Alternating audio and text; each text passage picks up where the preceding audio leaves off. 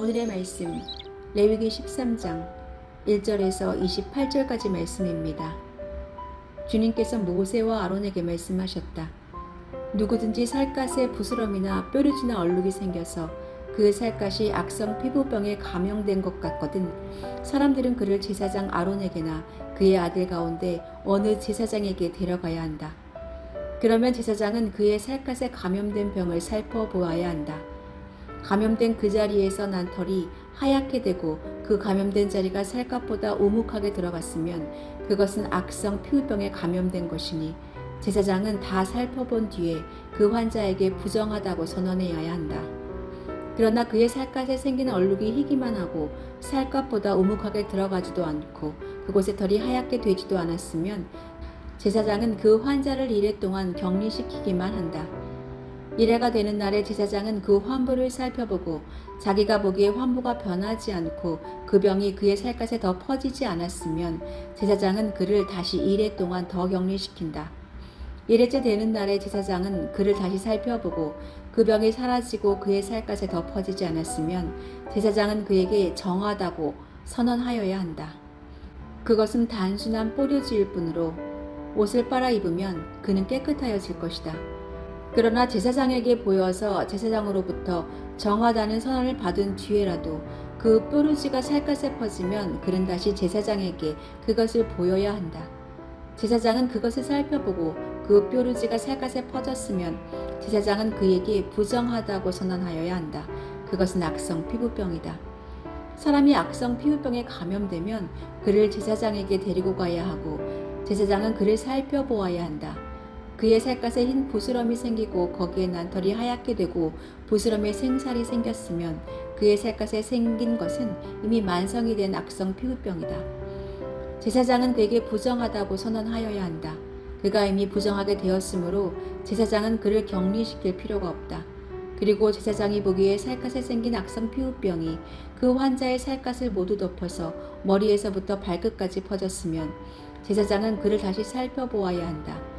그 악성 피부병이 그의 몸 전체를 덮었으면 제사장은 그 감염된 사람에게 정하다고 선언하여야 한다. 그의 살갗 전체가 다 하얗게 되었으므로 그는 정하다. 아무 날에든 그에게 생살이 솟아오르면 그는 부정하게 된다. 그러면 제사장은 그 생살을 살펴 확인한 뒤에 그에게 부정하다고 선언하여야 한다. 생살은 부정하다. 그것은 악성 피부병이기 때문이다.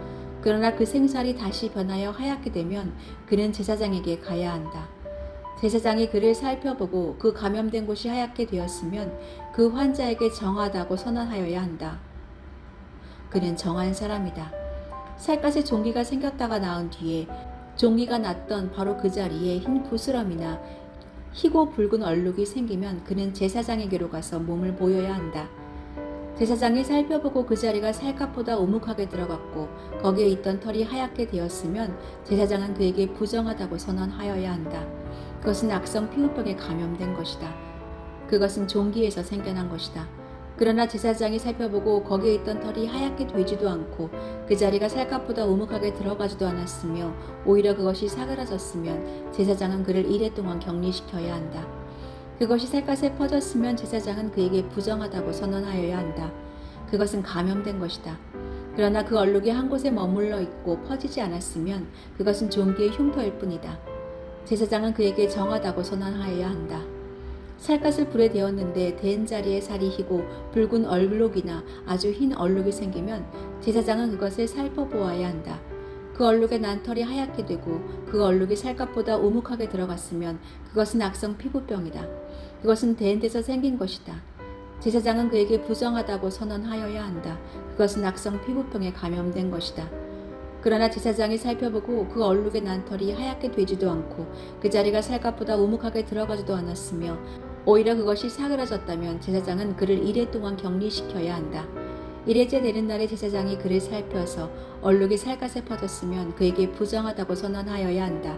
그것은 악성 피부병에 감염된 것이다. 그러나 그 얼룩이 한 곳에 머물러 있고 살갗에 퍼지지 않고 사그라졌으면 그것은 댄 데서 생긴 부스럼이다. 제사장은 그에게 정하다고 선언하여야 한다. 그것은 다만 댄 자국일 따름이기 때문이다.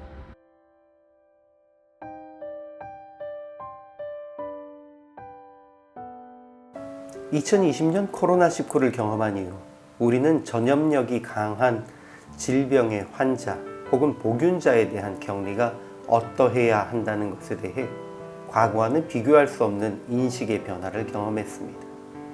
그리고 환자들을 격리하고 그들과 접촉을 최소화해야 된다는 것도 이해가 분명해졌습니다. 그리고 이 기간 동안 우리는 격리시설과 격리병동이 다르다는 것도 알게 되었습니다. 아직 환자는 아니지만 전염시킬 가능성이 있는 이들은 불편해도 격리 생활을 해야 했고, 환자들은 단지 격리되는 것이 아니라 합당한 치료를 병행하는 격리병동에 있어야 했습니다. 하나님은 모세와 아론에게 나병을 진찰하는 규례에 대해 알려주십니다. 사람의 피부에 무엇이 돋거나 뾰루지나 색점이 생기면 그들은 곧 제사장에게 와서 보이고 진찰받아야 합니다. 종기가 생겼던 곳에 흰 점이 돋거나 불그스름한 색점이 생긴 경우는, 또 불에 댄 상처 자리에 불그스름하고 흰색의 점이 생겨도 제사장에게 나와 진찰받아야 합니다. 이 환부가 피부보다 우묵하고 털이나 피부가 휘어졌으면 이것은 나병으로 판별됩니다. 그러나 점이 희지만 우묵하지 않고 털도 희지 않으면 이래 동안 격리하고 관찰하기를 2번 반복한 후에 피부병으로 판정하고 옷을 빨아 정결하게 하면 됩니다. 레위기에는 공동체를 위협하는 여러 질병에 대한 대처 방법이 기록되어 있습니다. 또 13장은 그 중에 나병에 대한 규정입니다. 피부에 흰 점이 생기고 그곳에 털이 희게 되었을 때 그 부위가 주변 피부보다 우묵하게 들어가면 나병으로 판정합니다. 본문은 이 3가지 증상이 다 나타나지 않아 나병으로 판별되지 않을 경우에 그 환자를 이래 동안 가두어 둘 것이라고 규정합니다. 확실하지 않아도 위험성이 있는 대상은 공동체를 위해 격리시키라는 것입니다. 고대 사회에서 나병은 혼자만의 질병이 아니라 공동체의 육체를 썩어 들어가게 할 수 있는 위험한 질병이었기 때문입니다. 예전에는 나병 환자들이 도심을 돌아다니며 구걸하며 사람들을 위협하기도 했습니다. 그러나 격리 치료가 활발히 이루어진 후 이제 나병 환자를 조우하는 것은 쉽지 않습니다.